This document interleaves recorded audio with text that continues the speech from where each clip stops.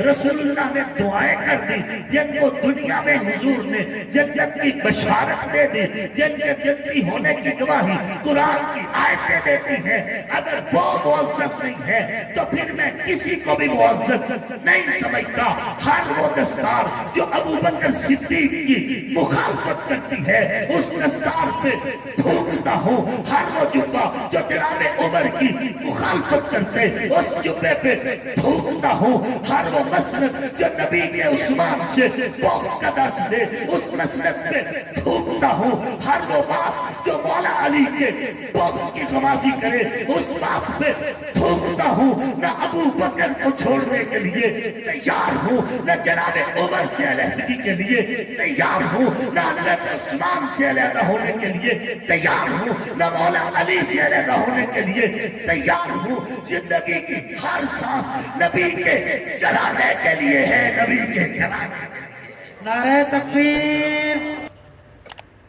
اللہ رب العزت نے کرم کیا ہے اور اس کا احسان ہے کہ رب لم یزل نے آپ کو اور ہمیں اہل حق کے قافلے کے ساتھ جوڑے، ان لوگوں کا قافلہ جن لوگوں نے ہر دور میں اللہ اور اس کے رسول حضرت محمد مصطفیٰ علیہ الصلوۃ والتسلیم کی ختم نبوت، آقا کے یارانے اور حضور کے گھرانے کی عزت و عظمت کی ہمیشہ بات کی ہے۔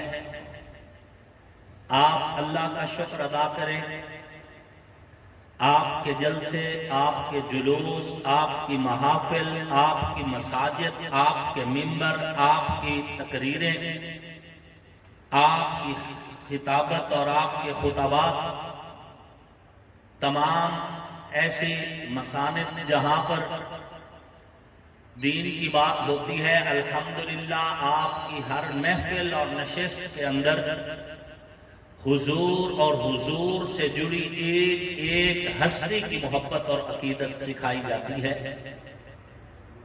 میں نے پچھلی مرتبہ اسی مسجد کے افتتاحی جمعہ کے اندر یہ بات کہی تھی کہ اللہ کا شکر ہے نحن اہل السنت والجماعت، ہم اہل السنت والجماعت ہیں، لسنا من الروافض ولسنا من الخوارج۔ اللہ کے فضل سے نہ تو ہم رافضی ہیں اور نہ ہی ہم خارجی ہیں۔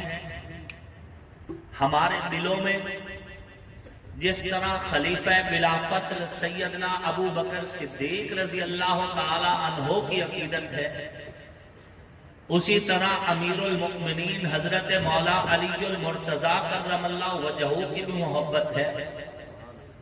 ہم جس طرح امیر المؤمنین جناب سیدنا عمر الفاروق رضی اللہ تعالیٰ عنہ سے عقیدت رکھتے ہیں، اسی طرح سیدنا امام حسن پاک سے بھی محبت رکھتے ہیں۔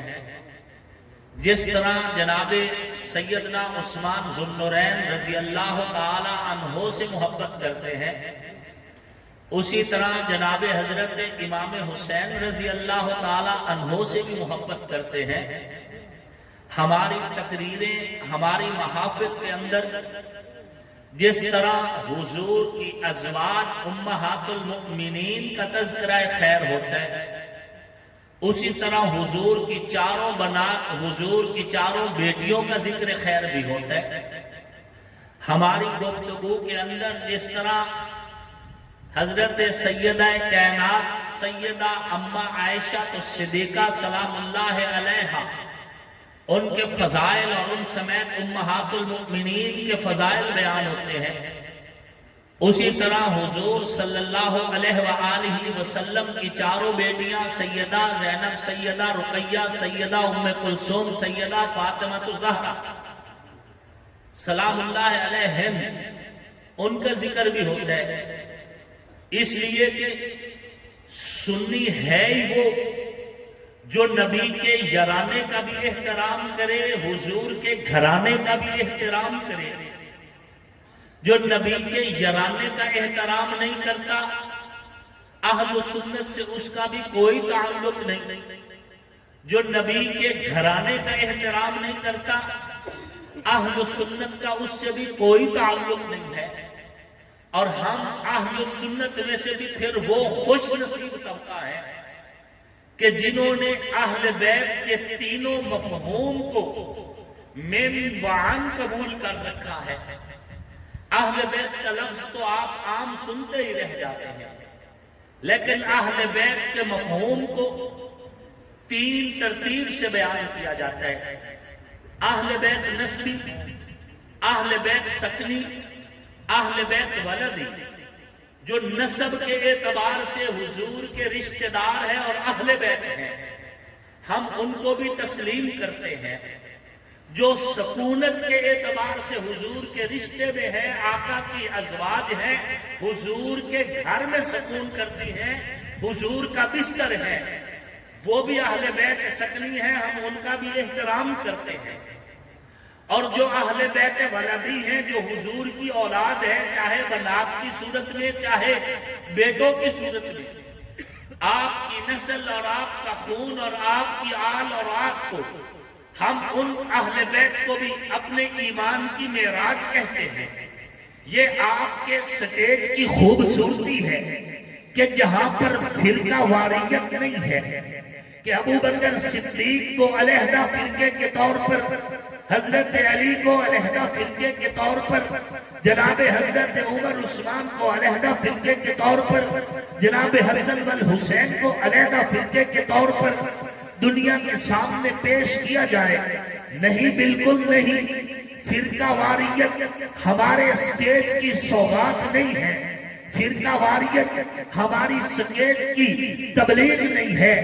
ہم تو بات کرتے ہیں رحماء بینہم کے اوپر، کہ جس کے اندر قرآن ابو بکر عمر عثمان و علی کے اتحاد کی بات کرتے، ہم تو گفتگو کرتے ہیں رحماء بینہم کے اوپر، کہ جس کے اندر جناب حسن والحسین اور حضرت امیر معاویہ ابو سفیان کے احترام کا قرآن درس دیتے۔ ہم تو رحماء بینہم کی بات کرتے ہیں جہاں پر ازواج مطہرات اور نبی کی چاروں بنات کو محبت اور عقیدت کے طور پر قرآن نے دنیا کے سامنے پیش کیے۔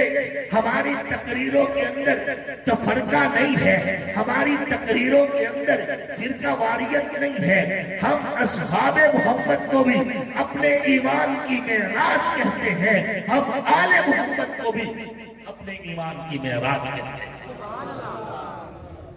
یہ ہمارے اسٹیج کی خوبصورتی۔ کل قیامت کا دن ہوگا، اعلان ہوگا وَامْتَازُوا الْيَوْمَ أَيُّهَا الْمُجْرِمُونَ، جو ابو بکر صدیق کے مجرم ہیں نکل جائے،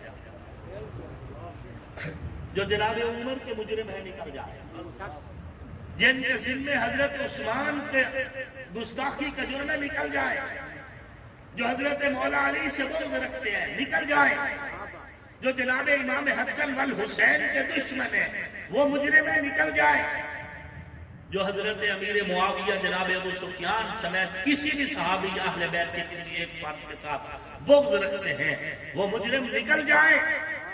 قرآن کی اس آیت کی روشنی میں جب اعلان ہوگا وَامْتَازُوا الْيَوْمَ أَيُّهَا الْمُجْرِمُونَ، جب مجرم علیحدہ کر دیے جائیں گے، پھر آپ جیسے لوگ، ہم جیسے فقیروں کے نامہ اعمال کھولے جائیں گے تو فرشتے ہنس کے کہیں گے یہ وہ خوش نصیب ہیں جن کے اوپر ابو بکر صدیق کو بھی کوئی اعتراض نہیں، جناب علی کو بھی کوئی اعتراض نہیں، جن کے اوپر سیدنا عمر کو بھی کوئی اعتراض نہیں، جناب حسن کو بھی کوئی اعتراض نہیں، جن کے اوپر جناب حضرت عثمان ذو النورین کو بھی کوئی اعتراض نہیں، امام حسین کو بھی کوئی اعتراض نہیں، اس لیے کہ ہم حضور کی ایک ایک نسبت سے عقیدت اور احترام کا تعلق رکھتے ہیں۔ ہمیں بچپن سے یہ بتایا گیا نبی کا یارانہ چھوڑو گے اجڑ جاؤ گے، نبی کا گھرانہ چھوڑو گے اجڑ جاؤ گے۔ یہی وجہ میرے گھر میں بچہ پیدا ہوتے نام ابو بکر ہے، بچہ پیدا پیدا ہوتے نام عمر ہے, بچہ پیدا ہوتے نام علی ہے, بچہ پیدا ہوتے نام غنی ہے, بچہ پیدا ہوتے نام حسن اور حسین رکھا جاتے, بچہ پیدا ہوتے نام معاویہ ابو سفیان رکھا جاتے, بچہ پیدا ہوتے نام طلحہ ہوتے, عبد الرحمن ہوتے, عبداللہ ہوتے, بچہ پیدا ہوتے نام رقیہ, زینب اور ام کلثوم اور زہرا فاطمہ زہرا رکھا جاتے, نام عائشہ جویریہ حفصہ رکھا جاتے. کیوں کہ نبی کی ایک ایک نسبت کو ہم عقیدت کی نظر سے دیکھتے ہیں. ہمیں بتایا یہی ہے کسی ایک ہستی سے نفرت کرو گے دنیا میں بھی ذلیل ہو جاؤ گے اور آخرت میں بھی ذلیل ہو جاؤ گے. نعرہ تکبیر. شان صحابہ, شان محمد مصطفیٰ. نعرہ تکبیر. اس لیے ہم فرقہ واریت کو ہر اعتبار سے رد کرتے ہیں. فرقہ واریت کی ابتدا تب ہوگی جب ابو بکر اور عمر کو اور عثمان اور علی کو آپ جدا کریں گے. سب سے پہلی فرقہ واریت یہ ہے, اور ہم پہلی فرقہ واریت کو بھی رد کرتے ہیں اور آج کے دور کی فرقہ واریت کو بھی رد کرتے ہیں. ہمارا کوئی اور فرقہ نہیں. ہم چار یاری ہیں, ہم پانچ تنی ہیں, نہ چار یاروں سے دور ہیں نہ پانچ تن سے دور ہیں. ہم رسول اللہ کی ایک ایک نسبت کو اپنے لیے حفظ جہاں سمجھتے ہیں, اور یہی آپ کے سٹیج کی خوبصورتی ہے. کہو الحمدللہ. یہاں پہ تبرہ نہیں, گالم گلوچ نہیں, منبر نبی کو اور نبی کے یاروں پہ گالم گلوچ ہو رہی ہو, کیسے ہو سکتا ہے؟ بات سمجھ آ رہی ہے؟ منبر نبی کو اور نبی کے گھرانے کا بغض تقسیم ہو رہا ہو, یہ کیسے ہو سکتا ہے؟ منبر نبی کے یارانے کی بات بھی ہوگی, حضور کے گھرانے کی بات. اور الحمدللہ اہل سنت والجماعت کے تینوں طبقے جو اس پاکستان میں اس وقت موجود ہیں, دیوبندی, بریلوی, اہل حدیث کے اعتبار سے ہر سٹیج پر اب نبی کے یارانے کی بات بھی ہو رہی ہے, حضور کے گھرانے کی بات بھی ہو رہی ہے. اور اب سے اس لیے کہہ رہا ہوں کہ اب مزید کھل کے ہو رہی ہے, ورنہ سنی ہے ہی وہ جو یہ نبی کے یارانے سے بھی پیار کرتا ہو اور حضور کے گھرانے سے بھی پیار کرتا ہو. اللہ کا شکر ہے, اللہ کا کرم سمجھو. آپ کے سٹیج کی یہ خوبصورتی ہے. سامعین محترم, رسول اللہ علیہ الصلوۃ والتسلیم نے اس کائنات میں آ کر جس جماعت کو تیار کیا اس جماعت کو جماعت مصطفیٰ کہتے ہیں. کیا کہتے ہیں؟ اور جماعت مصطفیٰ اس میں حضور کا یارانہ بھی ہے اور اس میں حضور کا گھرانہ بھی ہے. مولانا قاسم نانوتوی رحمت اللہ علیہ وہ فرمایا کرتے تھے کہ جس طرح پرندے کے دو پر ہوتے ہیں اسی طرح ایمان کے بھی دو پر ہیں. ہمارے عباس خطیب یہ گفتگو کر دیتے ہیں کہ ہماری ایک آنکھ صحابہ ہیں اور ایک آنکھ اہل بیت ہے. میں اس نظریے سے اتفاق نہیں کرتا. ہر پھول کی اپنی خوشبو ہے, ہر خطیب کا اپنا انداز ہے, اس نے اپنے اپنے انداز سے سمجھانا ہے. میں رد بھی نہیں ان کو کر رہا, لیکن میں نہیں قبول کرتا اس وجہ سے کہ اگر ایک آنکھ صحابہ ہو اور ایک آنکھ اہل بیت ہو تو ایک بندہ کہے گا کہ جی میں صحابہ کو نہیں مانتا, میرے پاس اہل بیت ہے. حق ہک بھی ہوئے گزارا تو چل ہی جاتا ہے نا.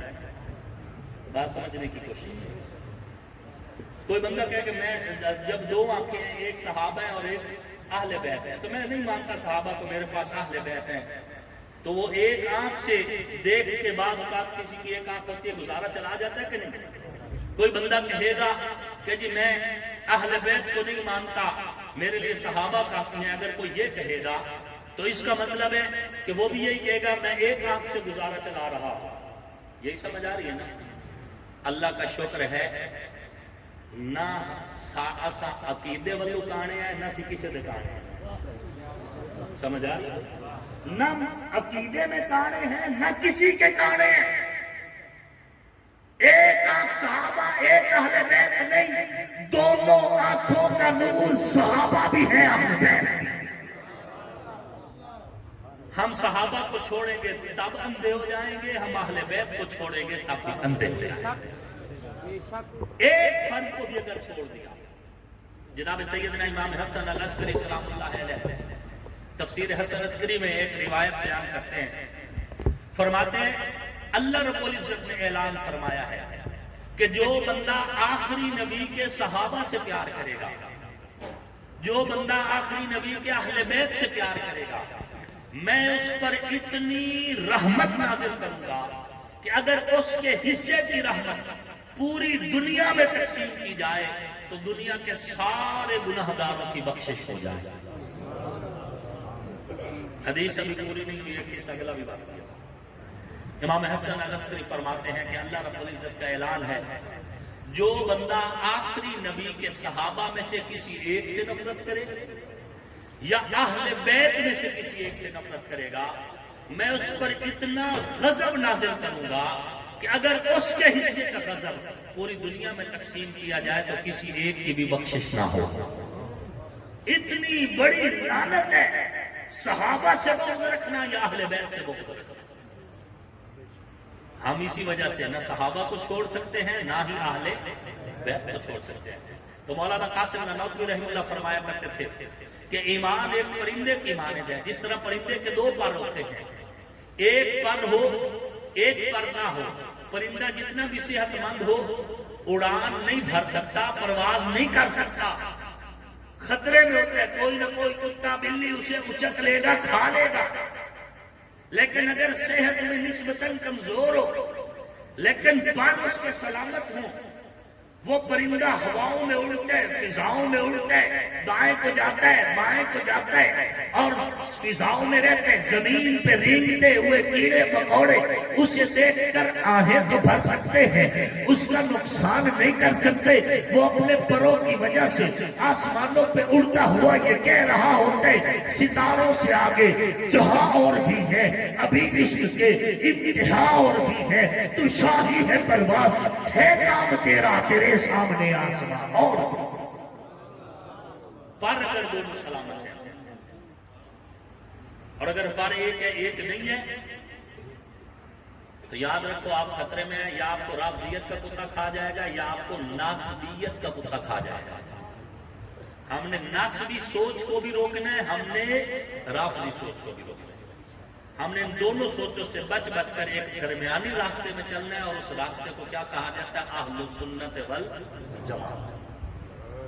آگے اس کی دیگر تقسیمیں یہ بات کی بات جو اس کا کما حق مفہوم ہے، آپ جتنے بھی اہل سنت کے طبقوں کو ملائیں گے تو ایک ہی بنے گا، اور وہ ہے اہل سنت والجماعت۔ اور اہل سنت والجماعت وہ حنبلی کی شکل میں ہو، حنفی کی شکل میں ہو، شافعی کی شکل میں ہو، مالکی کی شکل میں ہو، وہ دیوبندی کی شکل میں ہو، بریلوی کی شکل میں ہو، اہل حدیث کی شکل میں ہو، جس اعتبار سے بھی ہوگی، وہ نہ نبی کے یارانے سے بغض کریں گے نہ ہی نبی کے گھرانے سے بغض کریں گے۔ سنی کی یہ پہچان اپنے ذہن میں رکھیں۔ اور اگر کوئی سنی کے لبادے میں بیٹھ کر چھوٹی چھوٹی بات کبھی حضرت علی کے خلاف کرتا ہے یا کوئی اور سے دوسرے سٹیج پہ تھوڑی تھوڑی بات حضرت امیر معاویہ کے خلاف کر رہا ہے تو یہ نکا نکا سا رافضی ہے یا نکا نکا سا خارجی ہے۔ ہم نہ نکے رافضی ہیں نہ نکے خارجی ہیں، ہم پکے ٹھکے اور بالکل سچے سچے سنی ہیں۔ ہم حضور کے یارانے کے بھی غلام ہیں، ہم حضور کے گھرانے کے بھی غلام ہیں۔ کہو الحمدللہ۔ اللہ کا کرم، صحابہ کرام رضوان اللہ تعالی علیہم اجمعین، ان کی زندگیاں رسول اللہ علیہ السلام کے نور نبوت سے منور تھی۔ کس سے؟ حضور کے نور نبوت سے منور تھی۔ زندگیاں گزر گئی رسول اللہ علیہ السلام و تسلیم کے لیے۔ میں اس بار اللہ رب العزت نے موقع دیا، وہاں پہ اللہ جزائے خیر نے مولانا قاری ریاض حیدری صاحب کو، انہوں نے مجھے کہا حضرت آپ آتے تو رہتے ہیں، اس بار ہم آپ کو ایسی جگہوں پہ لے جائیں گے کہ جو کتابوں میں بھی ان کی سند موجود ہے اور ہر اعتبار سے وہ موجود ہے۔ وہ ہمیں ایک چشمے پر لے گئے جنہیں عین النبی کہا جاتا ہے۔ یہ چشمہ البدایہ والنہایہ میں بھی اس کا ذکر ہے، اور جو ہے کتاب المغازی میں اس کا ذکر ہے، اور بھی دیگر 3-4 کتابیں ہیں ان کے اندر اس کا مطلب ہے، وہاں حوالہ بھی سعودی حکومت نے پورا ان کتابوں کا حوالہ بھی لگا رکھا تھا۔ تو یہ حضرت راشد بن عبداللہ صحابی رسول ہے، حضور علیہ السلام کے پاس آیا، آ کر کہنے لگے یا رسول اللہ میرے کنویں کا پانی تو کھارا ہے، 7 یہودیوں کے کنویں ہیں ان کا پانی میٹھا ہے، نہ مجھے پینے کے لیے دیتے نہ ہی مجھے کھیتی کے لیے دیتے، کیا کروں؟ حضور علیہ السلام نے ایک برتن میں پانی منگوایا، اس میں اپنا لعاب شامل فرمایا اور فرمایا اسے لے جاؤ اپنے باغ میں، اپنے کھیتی میں کسی اونچی جگہ پر یہ پانی زمین کے اوپر حوالے کر دینا، زمین کے وہاں سے پانی کا جو چشمہ نکلے گا وہ تیری ساری ضرورتیں پوری کر دے گا۔ حضرت راشد رضی اللہ تعالیٰ صحابی ہیں، رسول ہیں، فرماتے ہیں میں اپنے باغ میں گیا، ایک جگہ پر میں نے وہ پانی زمین کے حوالے کیا، صحابی رسول فرماتے ہیں مجھے نہیں پتا کہ پانی زمین پر پہلے گیا یا چشمہ پہلے نکلا،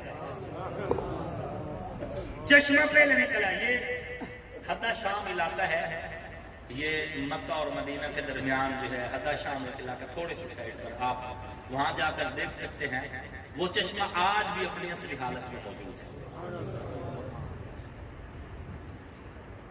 جنہوں نے رسول اللہ علیہ السلام کے لعاب والا پانی پیا ہو، ان کا مقام آپ سوچ سکتے ہیں کہ اللہ نے کتنا اونچا کیا ہوگا۔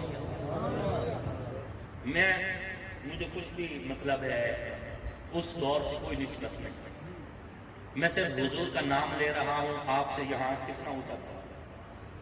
جنہوں نے حضور کو اپنی آنکھوں سے دیکھا ہے وہ کتنا اونچے تھے، ان کو کتنا مقام ملا ہوگا۔ حضرت عبداللہ ذوالبجادین رضی اللہ عنہ صحابی رسول ہیں، ایمان جب لے آئے، یتیم تھے، چچا کے پاس رہتے تھے، چچا نے کہا حضور کو چھوڑ دو، کہنے لگا اب حضور کو تو نہیں چھوڑنا، چچا نے کہا پھر میرا گھر چھوڑ دو، کہا ٹھیک ہے میں آپ کا گھر چھوڑ کر جاتا ہوں، یتیم تھے، چچا کے زیر تربیت کے، جب گھر سے جا رہے ہیں اس نے کہا ادھر آؤ، آگے کہا تیرے تن پہ جو کپڑے ہیں یہ بھی میں نے دیے، یہ بھی اتار دو، انہوں نے وہ بھی اتار دیے، کپڑوں سے بالکل خالی جسم لے کر اپنی والدہ کے پاس پہنچے۔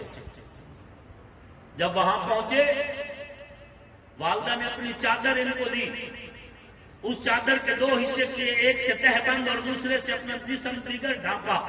حضور کی محفل میں پہنچے تو حضور نے دیکھتے ہی کہا عبداللہ ذوالبجادین ہیں، پھر حضور کی خدمت میں رہے۔ غزوہ تبوک کے موقع پر رسول اللہ علیہ الصلوۃ والتسلیم کے ساتھ یہ شامل تھے۔ ایک صحابی فرماتے ہیں آدھی رات کو میری آنکھ کھلی تو میں نے دیکھا کہ لشکر کے ایک طرف آگ روشن ہے، کہتے میں آہستہ آہستہ چلتا جب وہاں پہنچا تو میں نے دیکھا کہ حضرت عبداللہ ذوالبجادین کی روح ان کے جسم سے نکل چکی تھی، وہ اللہ کو پیارے ہو چکے تھے اور رسول اللہ اپنے ہاتھوں سے ان کے لیے قبر کھود رہے تھے، اپنے ہاتھوں سے۔ آپ تصور میں کبھی سوچے تو صحیح، میں کہتا ہوں اندھے سے انداز نہیں، نبی کے صحابہ کے بارے میں دل میں بغض نہیں رکھ سکتا۔ اللہ آپ کو مکہ دکھائے، مدینہ دکھائے، پھر اس حاضری کو اللہ قبول فرمائے، بار بار یہ زیارات نصیب ہو۔ جب کوئی حاجی عمرہ کر کے آتا ہے یا حج کر کے آتا ہے، جب وہ پاکستان میں اپنے گھر کے پاس پہنچتے لوگ اس کا ہاتھ چومتے ہیں، اس کا ماتھا چومتے ہیں، اس کو گلے سے لگاتے ہیں، اس کے گلے میں مالا ڈالتے ہیں، کئی کلومیٹر دور جا کر استقبال کرتے ہیں۔ جب ہم ان سے پوچھتے ہیں کہ ماتھا کیوں چوما ہے، ہاتھ کیوں چوما ہے، سینے سے کیوں لگائے، گلے میں مالا کیوں ڈالی ہے، اس کا استقبال کرنے کے لیے سینکڑوں کلومیٹر دور کیوں گئے ہو، تو آگے سے جواب آتا ہے اس لیے ماتھا چومے کہ اس نے گنبد خضرا کو دیکھے، یہ نبی کے شہر سے آئے، اس نے رسول اللہ کا مزار اقدس اقدس دیکھے، یہ مسجد نبوی میں نمازیں پڑھ کے آئے، کعبہ بیت اللہ کو دیکھ کے آئے، حرم کے اندر سے ہو کر آئے، اس لیے اس کا ماتھا چومنا اس کا حق بنتا ہے، اس کو گلے سے لگانا اس کا حق بنتا ہے، اس کو ہار پہنانا اس کا حق بنتا ہے، اس کے استقبال کے لیے جانا اس کا حق بنتا ہے، کیونکہ اس نے گنبد خضرا کو دیکھے، یہ مدینہ سے آئے، اس کی عزت کرنا ہمارے لیے ضروری ہو گئی ہے۔ آج کے دور میں جامع مسجد مرکز ختم نبوت کے اندر نبی کے پروانوں، نبی کے دیوانوں، صحابہ کے جانشاروں، اہل بیت کے حوبداروں، یاد رکھو آج کوئی نبی کو دیکھ کے نہیں، نبی کے روزے کو دیکھ کر آئے تو عزتدار بن جاتے، ان لوگوں کا مقام کیا ہوگا، ان لوگوں کی عزت کیا ہوگی جنہوں نے نبی کا چہرہ بھی دیکھا، نبی کے پیچھے نمازیں بھی پڑھی، نبی کے ساتھ بدر اور حنین تبوک خیبر تک گئے، جو نبی کے لیے بچے یتیم کروا گئے، جنہوں نے نبی کے لیے عورتیں بیوہ کروا دی، سب کچھ نبی کے قدموں پہ وار کے کہہ رہے تھے یا رسول اللہ آپ کے لیے ایک جان کیا 100 جانیں ہوں آپ کے قدموں پہ وار۔ نعرہ تکبیر، شان صحابہ، مقام صحابہ، نعرہ تکبیر۔ تم مدینہ دیکھ کے آؤ تو تمہاری عزت، تم در مصطفیٰ سے آؤ تو تمہاری عزت، اور جنہوں نے نبی کی انگلیوں سے نکلا ہوا پیا ان کا مقام کیا؟ جو نبی علیہ السلام کے پیچھے سواری پہ بیٹھے اور جنہیں حضور کہہ رہے معاویہ تیرے جسم کا کون سا حصہ میرے جسم سے ٹچ ہو رہا ہے؟ یا رسول اللہ میرا بدن آپ کے جسم سے لگ رہا ہے، آپ نے دعا فرمائی اللہ اس کے پیٹ کو بھر دے۔ ان صحابہ کا مقام آج کے دور میں کوئی بندہ ہاتھ میں ترازو لے کر بیٹھ اور پھر تولنا شروع کرے، کسی کو نہیں یہ حق۔ صحابہ کو تولنے کا حق خدا کے پاس ہے یا مصطفیٰ کے پاس ہے، اور تولنے کے بعد صحابہ کی اہمیت، صحابہ کا وزن یا قرآن کے اندر موجود ہے یا نبی کے فرمان۔ اس کے بعد ہر وہ بات جو صحابہ کو متنازع بنائے، وہ جتنا بڑا بھی عابد اور زاہد ہو کر آئے گا، اگر وہ صحابہ کو متنازع بنائے گا ہمارے جوتے کی نوک پر ہوگا، اگر وہ اہل بیت کو متنازع بنائے گا ہمارے جوتے کی نوک پہ ہوگا، وہ کعبہ کے خلاف میں چھپ کر جائے، جو کچھ بھی کر لے، اگر نبی کے یاروں سے مخلص نہیں، نبی کے گھر والوں سے مخلص نہیں، ہمارے ہاں اس کا کوئی مقام نہیں۔ عزت اسی کی ہوگی جو نبی کے صحابہ کا احترام کرے گا، جو نبی کے اہل بیت سے عقیدت اور احترام کے ساتھ پیش آئے گا، اور یہی سوچ ہم نے اپنی آنے والی نسلوں میں منتقل کر دی انشاءاللہ۔ اللہ کے فضل و کرم سے سامعین محترم، حضرت سعد بن ربیع رضی اللہ تعالیٰ شہید غزوہ احد ہے۔ جنگ ختم ہوئی، حضور نے ایک صحابی کے ذمہ لگایا کہ مجھے سعد بن ربیع نظر نہیں آ رہے، ان کو تلاش کرو۔ صحابی تلاش کرنے کے لیے گئے، نہ زخمیوں میں سے مل رہے نہ شہیدوں کی صف میں مل رہے۔ اچانک صحابی نے کہا سعد کہاں ہو؟ تمہیں رسول اللہ سلام دے رہے ہیں۔ شہیدوں میں سے ایک زخمی کی آواز آئی، شہیدوں کی صف میں زخمی حالت میں پڑے تھے، کہنے لگے میں ادھر ہوں۔ جب صحابی ان کے پاس گئے، سعد بن ربیع رضی اللہ تعالیٰ زندگی کی آخری سانسوں میں تھے، فرمانے لگے مجھے 12 نیزے لگے ہیں اور ایک نیزہ تو آر پار ہو گیا ہے، میرا بچنا مشکل ہے، رسول اللہ کو میرا بھی سلام دینا اور میرے قبیلے کے پاس جانا، میرے قبیلے کے مرد و زن بچے بوڑھے سب کو اکٹھا کرنا اور اکٹھا کر کے ان کو کہنا کہ تمہارا سردار سعد بن ربیع کہہ رہا تھا کہ میں نے نبی کی حفاظت کی بیعت دی تھی، میں اب دنیا سے جا رہا ہوں، میرا وقت پورا ہو گیا، میرے قبیلے والوں تم پہ فرض ہے کہ سارے شہید ہو جانا لیکن نبی پر آنچ نہ آنے دینا۔ اگر تم میں سے ایک بھی زندہ بچ گیا اور حضور شہید ہو گئے، قیامت والے دن تم مجھے اپنا چہرہ مت دکھانا، میرے منہ پہ مت لگنا۔ جب حضور کو حضرت سعد بن ربیع کی وصیت سنائی گئی تو آقا کی آنکھوں سے آنسو آ گئے، فرمایا میرا سعد کتنا مخلص تھا کہ دنیا سے جاتے ہوئے بھی اسے میرا خیال تھا۔ حضرت سعد بن معاذ رضی اللہ تعالیٰ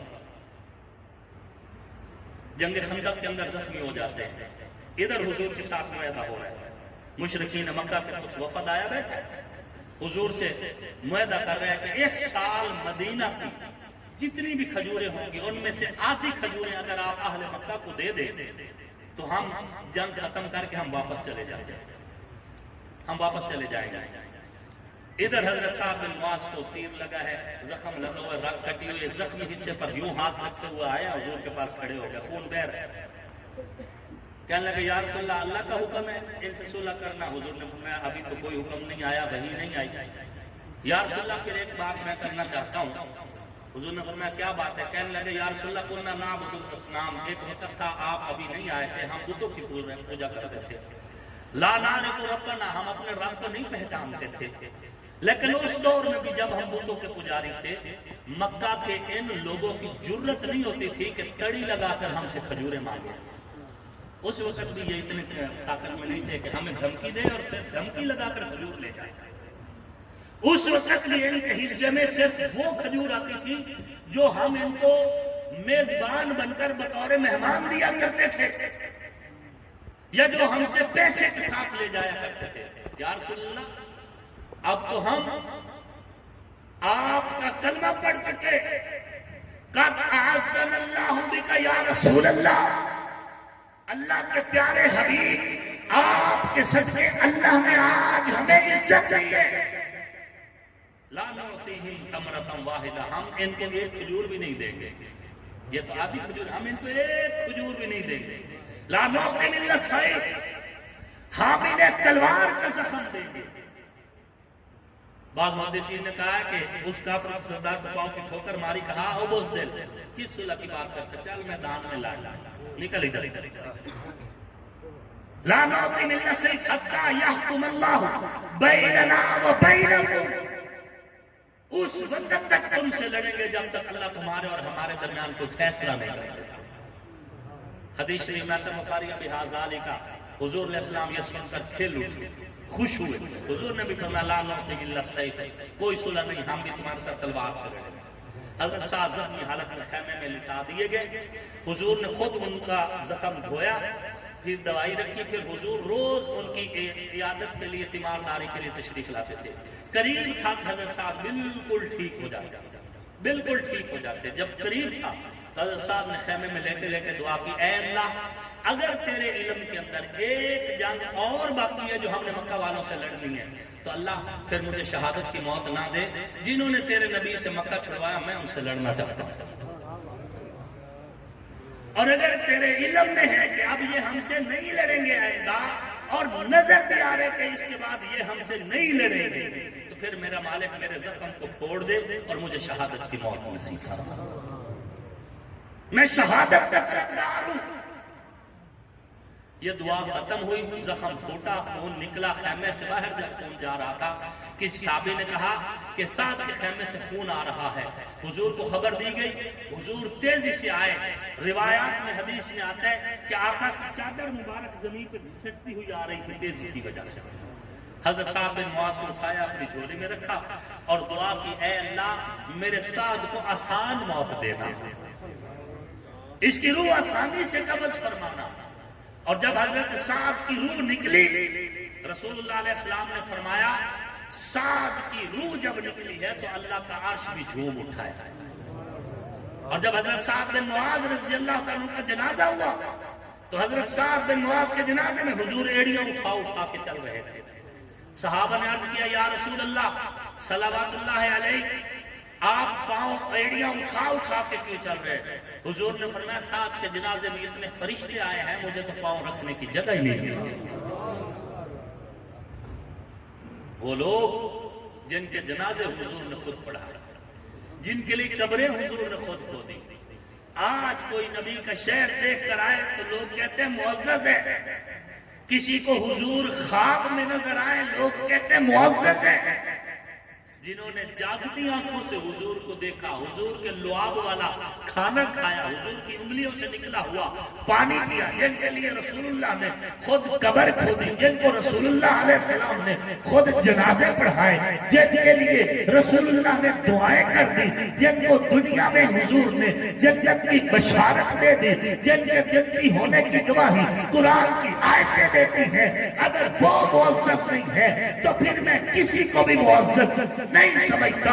ہر وہ دستار جو ابو بکر صدیق کی مخالفت کرتی ہے اس دستار پہ تھوکتا ہوں، ہر وہ جبہ جو جناب عمر کی مخالفت کرتے اس جبے پہ تھوکتا ہوں، ہر وہ مسند جو نبی کے عثمان سے بغض کا دس دے اس مسند پہ تھوکتا ہوں، ہر وہ باپ جو مولا علی کے بغض کی غمازی کرے اس باپ پہ تھوکتا ہوں۔ نہ ابو بکر کو چھوڑنے کے لیے تیار ہوں، نہ جناب عمر سے علیحدگی کے لیے تیار ہوں، نہ حضرت عثمان سے علیحدہ ہونے کے لیے تیار ہوں، نہ مولا علی سے علیحدہ ہونے کے لیے تیار ہوں۔ زندگی کی ہر سانس نبی کے جلانے کے لیے ہے، نبی کے جلانے کے لیے۔ نعرہ تکبیر، شان صحابہ، مقام صحابہ، صداقت صحابہ، سخاوت صحابہ، عدالت صحابہ، نعرہ تکبیر، صاحبزادہ آصف معاویہ سیام صاحب، نعرہ تکبیر۔ میں تو اس لیے زندہ باد ہوں کہ میرا نبی زندہ باد ہے۔ غم عاشقی سے پہلے مجھے کون جانتا؟ ماشاءاللہ ماشاءاللہ۔ آپ اور ہم، آپ اور ہمارا رشتہ حضور کی وجہ سے ہے۔ آج جو یہاں آیا کھڑا ہوں تو آقا کی وجہ سے، صحابہ اہل بیت کی وجہ سے، ورنہ میری کیا اوقات، میری کیا حیثیت؟ غم عاشقی سے پہلے مجھے کون جانتا تھا، تیرے عشق نے بنا دی میری زندگی فسانہ۔ ہم اور ہماری ہر کوشش، ہر سانس صحابہ اور اہل بیت کی مقروض ہے، اور ہم اپنی نسلوں کو سکھا کے جائیں گے کہ نبی کے صحابہ کو بھی نہیں چھوڑنا اور حضور کے اہل بیت کو بھی نہیں چھوڑنا۔ ہمارے لیے ایمان کی معراج ہے۔ رسول اللہ علیہ السلام اور آقا کی نسبتوں سے بڑھ کے کوئی نسبت ہمیں عزیز نہیں ہے۔ ہماری محبتیں، ہماری محبت بری نگاہیں، ہماری عقیدتیں، عقیدتوں کی ساری ڈوریاں حضور سے جڑی ہوئی ہیں، حضور کے گنبد خضرا سے جڑی ہوئی ہیں۔ اور کسی جانب کیوں جائیں اور کسی کو کیوں دیکھیں، اپنا سب کچھ گنبد خضرا کل بھی تھا اور آج بھی ہے۔ میرے نبی سے میرا رشتہ کل بھی تھا اور آج بھی ہے۔ بتلا دو گستاخ نبی کو غیرت مسلم زندہ ہے، ان پر مر مٹنے کا جذبہ کل بھی تھا اور آج